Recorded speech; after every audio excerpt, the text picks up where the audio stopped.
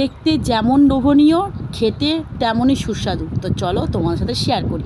প্রথমে দেখতে পাচ্ছ আদা কুচি, লঙ্কা কুচি, সাথে নিয়ে নিয়েছি একটা বেগুন, দুটো আলু, টমেটো। এবার প্রথমে বেগুনটাকে আমি লাল লাল করে ভেজে নেবো। আর এই ভাজার প্রসেসটা পুরোটাই হবে একটু হাই ফ্লেম করে। গ্যাসের ফ্লেমটা হাই রেখেই ভাজবো আমরা, নয়তো একটু লো করে ভাজলে কী হবে, বেগুনটাও নরম হয়ে যাবে। তো এবার আলুগুলো আমি ভেজে নিই ভালো করে। একটু আলুটাও কিন্তু হাই ফ্লেম করেই ভাজতে হবে। আলু দেখো লাল লাল করে ভাজা হয়ে গেছে। এবার তার মধ্যে একটুখানি তেল, তেজপাতা আর একটু গোটা জিরে দিয়ে দিলাম ফোড়নে। এবার তার সাথে দিয়ে দেবো কুচনো টমেটো। টমেটোটা তাতে যেন সিদ্ধ হয় তার জন্য একটু ব্যবহার করব আমরা সামান্য নুন, কিছুটা হলুদ গুঁড়ো।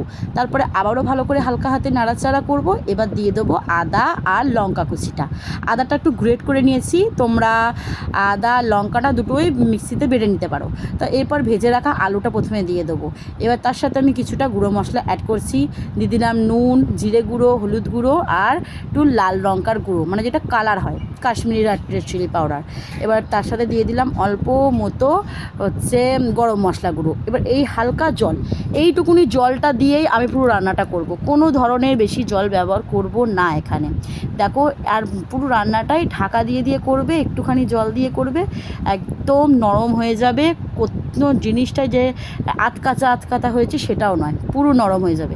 এবার সাথে আমি বেগুনটাও দিয়ে দিলাম। এবার বেগুন আর আলুটা ভালো করে মশলার সাথে কষিয়ে নেবো। এবার দেখো ঢাকাটা দিয়ে দিয়েছিলাম। এবার ঢাকাটা খুলে তোমাদেরকে আমি দেখাবো যে আলুটা কতটা পরিমাণে সিদ্ধ হয়েছে। একবার নাড়াচাড়া করে নিই ভালো করে। এবার দেখাচ্ছি তোমাদের আলুটা কতটা সিদ্ধ হয়েছে। দেখো পুরো নরম একদম মাখনের মতো সিদ্ধ হয়ে গেছে। তো আবারও একটুখানি নাড়াচাড়া করে, যদি ধনেপাতা থাকে তো ধনেপাতা দিয়ে গার্নিশ করতে পারো।